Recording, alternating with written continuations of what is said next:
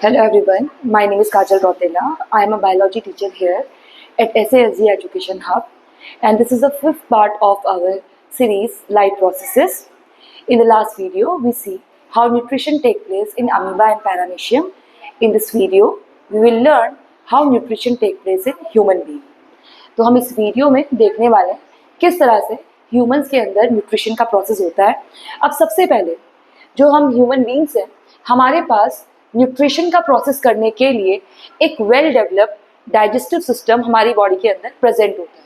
Inside our body a well developed digestive system is present to perform the process of nutrition. अब हमारा ये जो पूरा digestive system होता है, इसको हम दो पार्ट में डिवाइड करते हैं, या हम कह सकते हैं जो हमारा ह्यूमन डाइजेस्टिव सिस्टम होता है it basically consist of two part, जिसमें पहला पार्ट आता है हमारी एलिमेंट्री कैनाल और दूसरा जो पार्ट होता है हमारे डाइजेस्टिव सिस्टम का वो होती है हमारी बॉडी में प्रेजेंट डाइजेस्टिव ग्लैंड्स। हमारे डाइजेस्टिव सिस्टम में ये डाइजेस्टिव ग्लैंड जो है ये बहुत इंपॉर्टेंट रोल प्ले करती हैं, क्योंकि यही डाइजेस्टिव ग्लैंड के अंदर से निकलने वाले जो डाइजेस्टिव जूसेस होते हैं वो हमारी एलिमेंट्री कैनाल का हिस्सा बनते हैं और ओवरऑल डाइजेशन के प्रोसेस में वो बहुत इंपॉर्टेंट रोल प्ले करते हैं। तो सबसे पहले हम समझते हैं एलिमेंट्री कैनाल के बारे में कि एलिमेंट्री कैनाल क्या होती है। तो ये जो हमारी एलिमेंट्री कैनाल होती है, जो कि पहला पार्ट होता है हमारे डाइजेस्टिव सिस्टम का, तो ये एक 9 मीटर लॉन्ग ट्यूब होती है जो स्टार्ट होती है हमारे माउथ से और एंड होती है हमारे एनस पर। तो it is a 9 metre long tube which starts from our mouth and end at anus. अब ये जो हमारी एलिमेंट्री कैनाल होती है इसके भी कुछ पार्ट्स होते हैं, जिसमें सबसे पहला पार्ट हमारी एलिमेंट्री कैनाल का होता है हमारा माउथ, जिसको हम बकल कैविटी भी बोलते हैं। माउथ के बाद जो दूसरा पार्ट हमारे एलिमेंट्री कैनाल का होता है that is called as oesophagus. Oesophagus को फूड पाइप के नाम से भी जाना जाता है। ईसोफेगस के बाद जो तीसरा पार्ट हमारे एलिमेंट्री कैनाल का होता है that is our stomach, and stomach is the widest part of our alimentary canal. Stomach के बाद आती है हमारी स्मॉल इंटेस्टाइन। स्मॉल इंटेस्टाइन हमारा फोर्थ पार्ट है एलिमेंट्री कैनाल का। स्मॉल इंटेस्टाइन के बाद हमारी लार्ज इंटेस्टाइन आती है, then rectum will come and last anus. So ये सारे जो है ये हमारे एलिमेंट्री कैनाल के पूरे पार्ट होते हैं। और हमारी जो एलिमेंट्री कैनाल है ये बहुत लंबी है, it is 9 metre long tube और बिल्कुल एक हॉलो पाइप जैसा है, जिसमें फूड जो है पूरा का पूरा ट्रेवल करता है और हर पार्ट में फूड का डाइजेशन होता है। So here alimentary canal includes our mouth, our oesophagus, stomach, small intestine, large intestine, rectum and anus. तो ये हमारे एलिमेंट्री कैनाल के पार्ट्स हो गए। अब हम जानते हैं कि कौन कौन सी डाइजेस्टिव ग्लैंड्स हमारे डाइजेस्टिव का पार्ट होते हैं। तो एलिमेंट्री कैनाल के अलावा हमारे डाइजेस्टिव सिस्टम कुछ डाइजेस्टिव ग्लैंड्स प्रेजेंट होती है, जिसमें सबसे पहली जो डाइजेस्टिव ग्लैंड होती है वो है हमारी salivary gland, second is liver and third is pancreas. इन ग्लैंड से निकलने वाला जो सिक्रेशन है वो डाइजेशन की प्रोसेस में हेल्प करता है। अब वो कैसे हेल्प करता है वो हम जानेंगे इस पूरे न्यूट्रिशन के प्रोसेस में।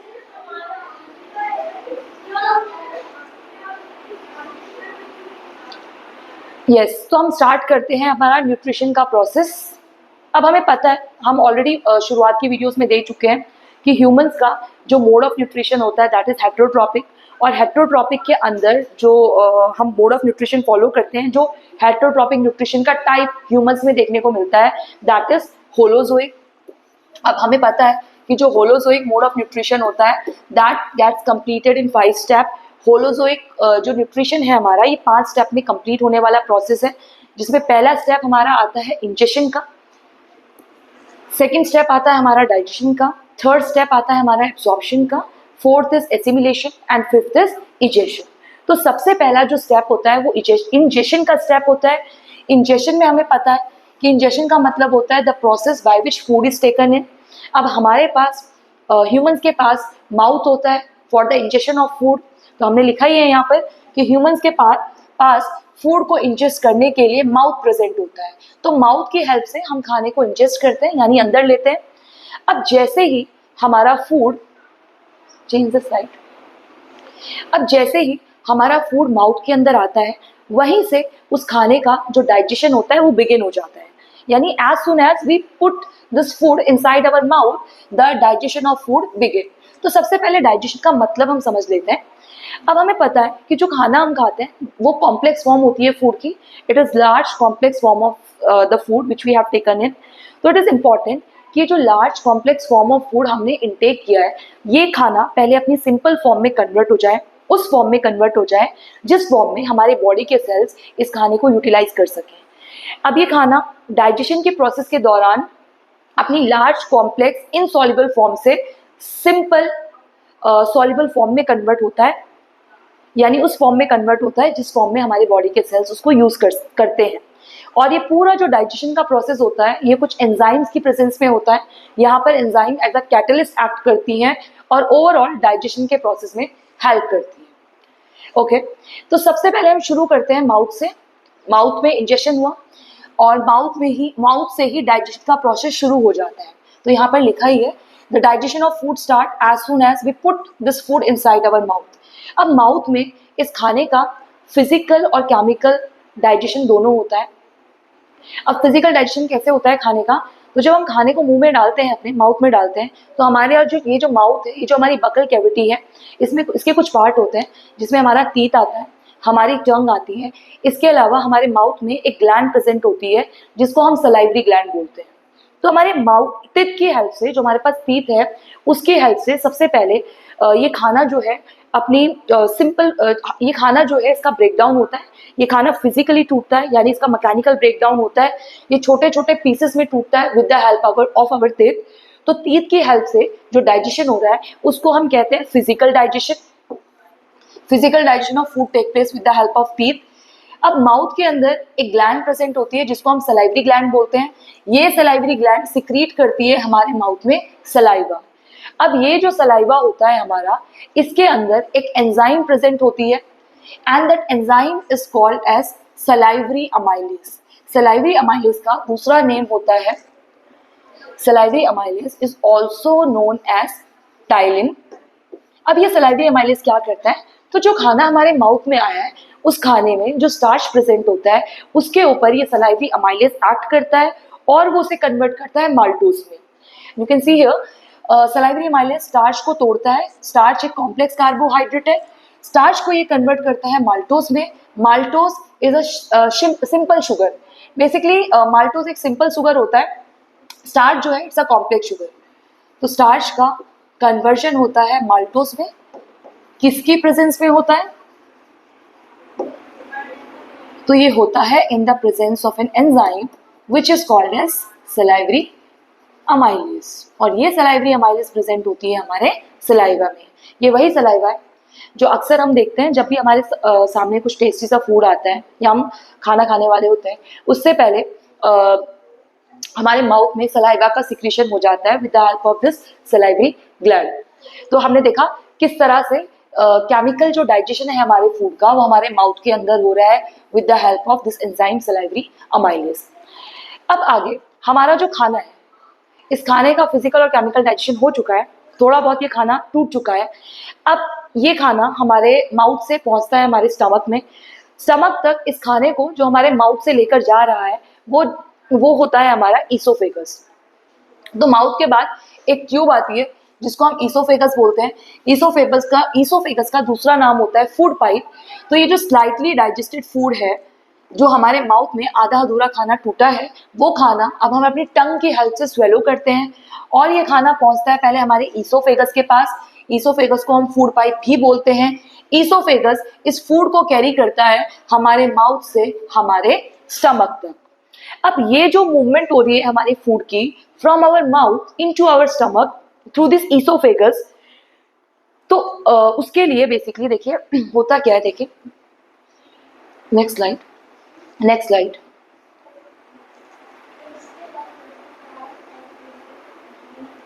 Yes, next yes. तो होता क्या है, देखिए हमारा जो ईसोफेगस होता है, जो फूड पाइप होता है, उसकी जो वॉल होती है वहां पर वो दैट इज एक्चुअली मस्कुलर। अब ये जो ईसोफेगस की मस्कुलर वॉल होती है इसमें होता है contraction and expansion. Can see the wall of food pipe have muscle, हमारी जो फूड पाइप होता है उसकी जो वॉल होती है वहां पर मसल प्रेजेंट होती है, उस मसल्स में कॉन्ट्रैक्शन और एक्सपेंशन का प्रोसेस ऑल्टरनेटली चलता रहता है। अब ईसोफेगस की वॉल में ये जो कॉन्ट्रैक्शन और एक्सपेंशन का प्रोसेस चल रहा होता है, जो मूवमेंट चल रहा है ऑल्टरनेटली, इसके कारण ये जो फूड होता है ये अपने आप हमारे ईसोफेगस से नीचे जाता है और हमारे स्टमक तक पहुंचता है। ईसोफेगस की मसल में होने वाला ये जो मूवमेंट होता है that is called as peristalsis और पेरिस्टेल्टिक मूवमेंट। तो हमने देखा कि हमारा जो फूड पाइप है उसकी जो वॉल होती है that is muscular, and oesophagus की जो मस्कुलर वॉल है इसमें ऑल्टरनेटली कॉन्ट्रैक्शन और रिलैक्सेशन का प्रोसेस चलता रहता है।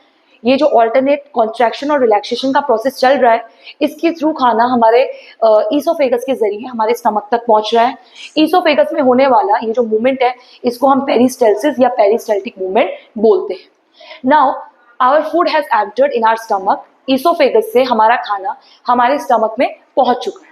अब आगे का प्रोसेस हम देखते हैं किस तरह से डाइजेशन का प्रोसेस हमारे स्टमक के अंदर चलता है। तो सबसे पहले हमारा जो स्टमक है it is a J shaped organ, ये एक जे शेप्ड ऑर्गन है जो कि हमारे एब्डोमेन वाले रीजन में लेफ्ट के साइड में प्रेजेंट होता है। तो हमारा जो स्टमक है it is a J shaped organ which is situated in the left side of our abdomen. अब हमारा ये जो स्टमक होता है इसकी जो वॉल होती है यहाँ पर प्रेजेंट होते हैं कुछ गैस्ट्रिक ग्लैंड्स। हमारे स्टमक की जो वॉल होती है यहाँ पर स्टमक की वॉल के इनर वॉल में कुछ गैस्ट्रिक ग्लैंड्स प्रेजेंट होती हैं। ये गैस्ट्रिक ग्लैंड गैस्ट्रिक जूसेस को सिक्रीट करती हैं और गैस्ट्रिक जूसेस जो होते हैं ये सिक्रीट होकर हमारे स्टमक में आ जाते हैं। देखिए स्टमक की जो वॉल होती है ये सिक्रीट करती है, स्टमक की वॉल में गैस्ट्रिक ग्लैंड्स प्रेजेंट होती है, ये गैस्ट्रिक ग्लैंड सिक्रीट आउट करती हैं गैस्ट्रिक जूसेस। अब ये जो गैस्ट्रिक जूसेस है इनका हम कंपोजिशन देख लेते हैं और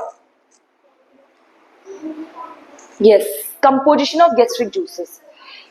हमारा जो गैस्ट्रिक जूस स्टमक में रिलीज हुआ है उस गैस्ट्रिक जूस में कुछ केमिकल्स प्रेजेंट होते हैं and they are HCl, pepsin and mucus. हर केमिकल का अपना एक रोल होता है डाइजेशन में और वो क्या होता है वो हम लोग देख लेते हैं। तो सबसे पहले हम बात करेंगे HCl की। ये जो HCl हमारे स्टमक में रिलीज हुआ है इसके दो फंक्शन होते हैं मेजरली। पहला फंक्शन होता है कि जो भी खाना हमने खाया है उस खाने में जो भी बैक्टीरिया या कोई भी पैथोजन अगर फूड के थ्रू हमारे स्टमक तक पहुंचा है तो HCl उन बैक्टीरिया को या जर्म्स को किल करता है। इसके साथ साथ ये जो HCl होता है ये हमारे स्टमक में एसिडिक मीडियम क्रिएट करता है। It create acidic medium inside our stomach for the activation of pepsin enzyme. तो पहला फंक्शन तो हो गया कि ये बैक्टीरिया और जर्म्स को किल कर रहा है जो भी हमारे फूड के साथ आया है हमारे स्टमक तक।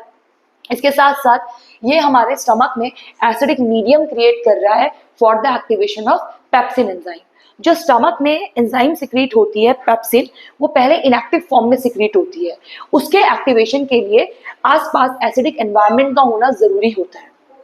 तो ये एसिडिक एनवायरनमेंट HCl प्रोवाइड करता है हमारे स्टमक में।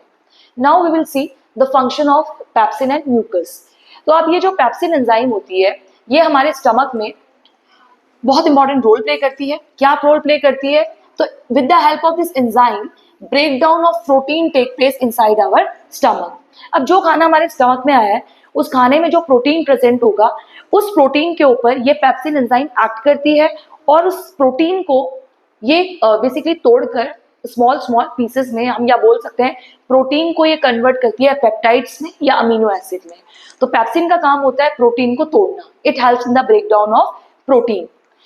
तो हमने पेप्सिन का रोल देख लिया एंड यहाँ से एक क्वेश्चन भी बन सकता है हमारा, in which part of alimentary canal the digestion of protein begin. तो हमें याद रखना है कि पूरे एलिमेंट्री कैनाल में प्रोटीन का जो डाइजेशन होता है वो बिगिन होता है हमारे स्टमक में। जैसे स्टार्च का डाइजेशन बिगिन होता है हमारे माउथ में, उसी तरह प्रोटीन का डाइजेशन शुरू होता है स्टार्ट होता है हमारे स्टमक में with the help of this enzyme which is called as pepsin. अब जानते हैं कि जो म्यूकस होता है इसका हमारे स्टमक में क्या रोल होता है। तो अब ये जो म्यूकस हमारे स्टमक में रिलीज हुआ है बाय द गैस्ट्रिक ग्लैंड ये बहुत इंपॉर्टेंट रोल प्ले करता है हमारे स्टमक में। अब ये क्या रोल प्ले करता है? तो ये प्रोटेक्ट करता है, it protect the inner lining of stomach from the harmful action of HCl।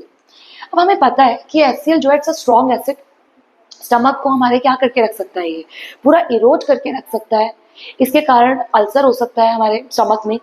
तो इस HCl के हार्मफुल एक्शन से अपने स्टमक की इनर लाइनिंग को बचाने के लिए हमारे स्टमक में प्रेजेंट होता है ये म्यूकस। तो ये म्यूकस क्या कर रहा है, ये हमारे स्टमक की इनर लाइनिंग को प्रोटेक्ट कर रहा है from the harmful action of this strong acid which is HCl। तो अभी हद तक हमने देखा कि किस तरह से हमारे स्टमक में ये डाइजेशन का प्रोसेस हुआ। अब ये जो खाना है ये हमारे स्टमक से पहुंचता है हमारी स्मॉल इंटेस्टाइन में, और हम देखेंगे कि किस तरह स्मॉल इंटेस्टाइन में ये डाइजेशन का प्रोसेस शुरू होता है और उसके बाद कंप्लीट होता है। तो अब खाना हमारे स्टमक से पहुंच चुका है हमारी स्मॉल इंटेस्टाइन में। Now the food has reaches in our small intestine. हमारी जो स्मॉल इंटेस्टाइन होती है it is the largest part of our alimentary canal. हमारी एलिमेंट्री कैनाल ही एक 9 मीटर लॉन्ग ट्यूब होती है। अब उस 9 मीटर लंबी ट्यूब में अगर हम देखें तो 6.5 to 7.5 मीटर पार्ट जो होता है वो केवल हमारी स्मॉल इंटेस्टाइन का पार्ट होता है। तो हम कह सकते हैं ये सबसे बड़ा पार्ट होता है हमारी एलिमेंट्री कैनाल का। अब जो खाना हमारे स्टमक से हमारी स्मॉल इंटेस्टाइन में पहुंचा है, सबसे पहले वो खाना कैसा है, दैट खाना इज एसिडिक, है ना। From the stomach this food has been reaches in our small intestine. खाना स्मॉल इंटेस्टाइन में पहुंच चुका है। अब ये खाना जो हमारी स्मॉल इंटेस्टाइन में पहुंचा है ये खाना रिसीव करता है secretion of 2 glands. The food that has been reaches in our small intestine it receive the secretion of 2 gland. ये खाना रिसीव करता है 2 ग्लैंड का सिक्रीशन, और वो 2 ग्लैंड कौन कौन सी है, तो that is our liver and pancreas. तो देखते हैं लीवर और पेनक्रियास का क्या रोल होता है डाइजेशन में। तो देखिए लीवर क्या करता है, लीवर ने अपना जो सिक्रीशन है वो पोर कर दिया हमारी स्मॉल इंटेस्टाइन में with the help of bile duct. अब लीवर ने अपना सिक्रीशन जो पोर किया है that is bile juice. Liver bile juice secrete करता है। ये बाइल जूस स्टोर होता है इनसाइड गॉल ब्लैडर। अब ये बाइल जूस रोल क्या प्ले करता है, तो ये बाइल जूस क्या कर रहा है, सबसे पहले तो ये बाइल जूस जो फूड हमारे स्टमक से आ रहा है that food is acidic, right. जो खाना हमारे स्टमक से हमारी स्मॉल इंटेस्टाइन में आ रहा है दैट फूड इज एसिडिक। तो सबसे पहले ये बाइल जूस उस एसिडिक फूड को कन्वर्ट करता है into alkaline form. This bile juice convert the acidic food coming from the stomach into alkaline form so that pancreatic enzymes may act on it. Basically होता ही है कि pancreas जो enzyme secrete करता है वो एंजाइम तभी फंक्शनल होती है, तभी एक्ट करती हैं जब उनके आसपास बेसिक मीडियम होता है, एल्कलाइन मीडियम होता है। अब ये खाना जो स्टमक से आ रहा है दैट इज ऑलरेडी एसिडिक, तो इस एसिडिक फूड के साथ पेनक्रियाज से सिक्रीट होने वाली एंजाइम जो है वो एक्ट नहीं कर पाती है। तो सबसे पहले बाइल जूस क्या कर रहा है, उस एसिडिक फूड को कन्वर्ट कर रहा है एल्कलाइन फॉर्म में, ताकि पेनक्रियाज से सिक्रेट होने वाली जो एंजाइम्स हैं वो उस फूड के ऊपर एक्ट कर सके। इसके साथ साथ ये बाइल जूस क्या करता है, ये बाइल जूस फैट को तोड़ता है। It helps in the break down of fat, and ये जो फैट का ब्रेक डाउन होता है उस प्रोसेस को हम कहते हैं इमल्सिफिकेशन। तो fat is a large molecule, fat एक बड़ा मॉलिक्यूल है। इस बड़े से मॉलिक्यूल के ऊपर बाइल जूस एक्ट करता है और ये बाइल जूस उसे कन्वर्ट करता है स्मॉल स्मॉल ग्लोब्यूल्स में, ताकि आगे का जो उसका डाइजेशन का प्रोसेस है वो और ज्यादा इजी हो सके। तो लीवर ने अपना काम कर लिया। अब हम देखते हैं कि पेनक्रियाज क्या रोल प्ले करती है। तो आफ्टर लीवर पेनक्रियाज ने क्या किया, देखो लीवर ने अपना सिक्रीशन पोर कर दिया स्मॉल इंटेस्टाइन में। अब पेनक्रियाज जो है they also pour their secretion in the small intestine. एक चीज मैं बताना भूल गई आपको, हमारी बॉडी में जो सबसे लार्जेस्ट ग्लैंड होती है वो हमारी लीवर होती है। चलिए पैनक्रियाज में आ जाते हैं। अब ये जो पैनक्रियाज है ये भी एक ग्लैंड है जो हमारी बॉडी में प्रेजेंट है। कहाँ प्रेजेंट होती है पैनक्रियाज, तो हमारा जो स्टमक होता है उसके पैरेलली, है ना, इट इज प्रेजेंट। तो it is present beneath the stomach. Stomach के बीनीथ में हमारी जो पैनक्रियाज होती है वो प्रेजेंट होती है।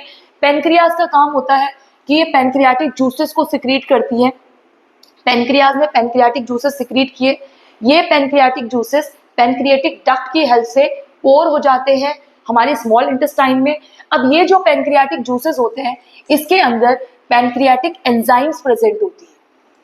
और वो कौन कौन सी पैनक्रियाटिक एंजाइम्स होती हैं, so they are amylase, trypsin and lipase. तो पैनक्रियाज ने जो पैनक्रियाटिक जूस सिक्रीट किया है हमारी स्मॉल इंटेस्टाइन में, उस पैनक्रियाटिक जूस में 3 इंपॉर्टेंट एंजाइम प्रेजेंट होती हैं and they are amylase, trypsin and lipase. Amylase का काम होता है कि ये स्टार्च के ऊपर एक्ट करता है, कार्बोहाइड्रेट के ऊपर एक्ट करता है और इसे फर्दर इसका ब्रेक डाउन करता है, इसे तोड़ता है। ट्रिप्सिन जो है ये प्रोटीन का ब्रेक डाउन करती है, it helps in the break down of protein. और जो हमारा तीसरा एंजाइम है which is lipase, it helps in the break down of fat.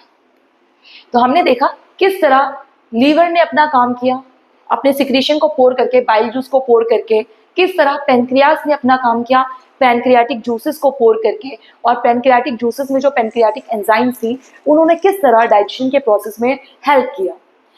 तो अब देखिए आगे क्या होता है, देखिए इन्होंने तो अपना काम कर दिया है, पर अभी भी डाइजेशन का प्रोसेस रहता है, पूरी तरह से खाना अभी भी नहीं टूटा है, अभी भी ज़रूरत है उस खाने को और सिंपलर फॉर्म में कन्वर्ट होने की। तो हमें पता है कि हमारी जो स्मॉल इंटेस्टाइन होती है वो लार्जेस्ट पार्ट होता है एलिमेंट्री कैनाल का। तो जो खाना है हमारा वो upper part of small intestine से अब जो मिडल वाला पार्ट होता है स्मॉल इंटेस्टाइन का वहाँ पहुँचता है, मिडल वाले पार्ट से जो सबसे इनर वाला पार्ट होता है हमारा स्मॉल इंटेस्टाइन का, वहाँ पर खाना पहुँचता है। देखिए हमारी जो स्मॉल इंटेस्टाइन होती है वो बहुत बड़ी होती है, इनफैक्ट हम उसको अलग अलग रीजन्स में भी डिवाइड करते हैं। जिसमें पहला जो रीजन आता है वो ड्यूडेनम वाला पार्ट आता है, बीच वाला जेजुनम आता है, सबसे जो इनर वाला पार्ट आता है उसको हम इलियम बोलते हैं। बट हमें इतना सारा डिटेल में पढ़ना नहीं है क्योंकि वो हमारे सिलेबस का पार्ट नहीं है। तो हमें बस इतना पता होना चाहिए कि जो हमारी स्मॉल इंटेस्टाइन होती है, जो स्मॉल इंटेस्टाइन का अंदर वाला पार्ट होता है, इनर वाला पार्ट, वहाँ पर स्मॉल इंटेस्टाइन की जो वॉल होती है वहाँ पर प्रेजेंट होते हैं कुछ इंटेस्टाइनल ग्लैंड, और वो इंटेस्टाइनल ग्लैंड सिक्रीट आउट करते हैं इंटेस्टाइनल जूसेस, है ना। तो जो हमारी स्मॉल इंटेस्टाइन की वॉल होती है that contain intestinal gland secrete out करती है इंटेस्टाइनल जूसेस। उन इंटेस्टाइनल जूसेस में बहुत सारे इंपॉर्टेंट एंजाइम्स प्रेजेंट होते हैं। उन इंपॉर्टेंट एंजाइम की मदद से हमारा जो फूड होता है उसका कंप्लीट ब्रेक डाउन होता है ना। तो हम लिखा ही already, the wall of small intestine contain intestinal gland which secrete intestinal juices. In intestinal juices में enzymes present होती है with the help of which complete digestion of food take place. यानी हम कह सकते हैं कि जो हमने खाना खाया था उस खाने में जितना भी कार्बोहाइड्रेट प्रेजेंट था वो लास्ट में अपनी जो सबसे सिंपलेस्ट फॉर्म होती है उसमें कन्वर्ट हो जाता है, यानी ग्लूकोज में कन्वर्ट हो जाता है। जो प्रोटीन हमारी डाइट में प्रेजेंट था, हमारे मील में प्रेजेंट था, वो प्रोटीन फाइनली कन्वर्ट हो जाता है अपनी सिंपलेस्ट फॉर्म में which is amino acid. जो फैट हमारे उस फूड में प्रेजेंट था that ultimately get converted into its simplest form which is fatty acid and glycerol. तो लास्ट में हमने देखा कि कैसे हमारी जो स्मॉल इंटेस्टाइन होती है उस पे जब खाना पहुंचता है तो उस खाने का कंप्लीट ब्रेक डाउन हो जाता है। जो उस खाने में जितने भी इंपॉर्टेंट न्यूट्रिएंट्स होते हैं वो अपनी सबसे सिंपलेस्ट फॉर्म में कन्वर्ट हो जाते हैं। कार्बोहाइड्रेट अपनी ग्लूकोज की फॉर्म में कन्वर्ट हो जाता है, प्रोटीन अपनी सबसे सिंपलेस्ट फॉर्म अमीनो एसिड में कन्वर्ट हो गया, फैट अपनी simplest form fatty acid glycerol में कन्वर्ट हो गया। तो वी कैन से कि small intestine is that part of alimentary canal where the complete digestion of food take place. तो पूरी एलिमेंट्री कैनाल में स्मॉल इंटेस्टाइन वो पार्ट होता है जहां पर हमारे फूड का कंप्लीट डाइजेशन हो जाता है। अब देखिए ये जो खाना है हमारा, उस खाने में जितने भी इंपॉर्टेंट न्यूट्रिएंट्स है वो अब अपनी सबसे सिंपलेस्ट फॉर्म में कन्वर्ट हो चुके हैं। ये जो आपको दिखाई दे रही है ये सिंपलेस्ट फॉर्म है न्यूट्रिएंट की, ये वो फॉर्म है न्यूट्रिएंट्स की जिस फॉर्म में हमारे बॉडी के सेल्स इन न्यूट्रिएंट्स को यूज कर सकते हैं। It is that form of the nutrients which our body cells can utilise. अब देखिए जो ग्लूकोज है हमें पता है इसको हमारे बॉडी के सेल्स यूज कर लेंगे अपने रेस्पिरेशन में, एनर्जी बनाने में, अमीनो एसिड को हमारे सेल्स यूज कर लेंगे प्रोटीन्स को बनाने में, फैटी एसिड और ग्लिसरॉल कुछ अमाउंट इसका स्टोर हो जाएगा हमारे सेल्स के अंदर, स्किन सेल्स में। कुछ अमाउंट हमारा जो होगा इसका जो लिपिड्स वगैरह होते हैं वो प्लाज्मा मेम्ब्रेन को बनाने में काम आते हैं, है ना। तो ये पूरा जो है डाइजेशन का प्रोसेस हो चुका है, कंप्लीट डाइजेशन हम पढ़ चुके हैं। अब जो हमारा नेक्स्ट वीडियो आएगा उसमें हम देखेंगे हमारे जो लास्ट के 3 स्टेप्स रह जाते हैं which is absorption, assimilation and egestion. तो ये 3 जो हमारे स्टेप है ये नेक्स्ट वीडियो में हम लोग कवर करने वाले हैं। एंड इस वीडियो के लिए इतना ही था। So see you in the next part of this video. Thank you.